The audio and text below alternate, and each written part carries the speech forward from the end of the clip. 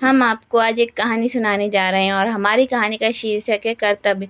ये क्या कर रही हो निशा? तुम अपनी अपनी पत्नी निशा को कमरे में एक और चारपाई बिछाते देख मोहन ने टोकते हुए कहा। निशा, माँ के लिए बिस्तर लगा रही हूँ। आज से माँ हमारे पास सोएंगी। मोहन, क्या तुम पागल हो गई हो क्या? यहाँ हमारे कमरे में, और हमारी प्राइवेसी का क्या क्या होगा? और जब अलग से कमरा है उनके लिए तो इसकी क्या ज़रूरत है?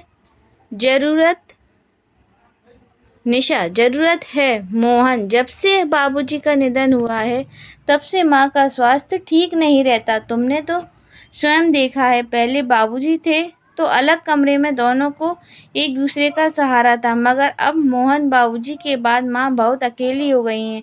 दिन में तो मैं, आराध्या और आप उनका ख्याल रखने का भरपूर कोशिश करते हैं ताकि उनका मन लगा रहे, वो अकेलापन महसूस ना करें।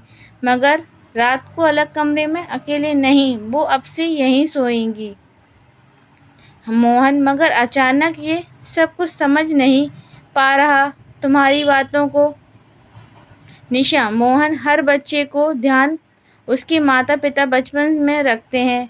सब इसे उनका फर्ज कहते हैं। वैसे ही बुढ़ापे में बच्चों का भी तो यही फर्ज होना चाहिए ना। और मुझे याद है, मेरा तो दादी से गहरा लगाव था, मगर दादी को मम्मी पापा ने अलग कमरा दिया हुआ था और उस रात दादी सोई तो सुबह उठी ही नहीं।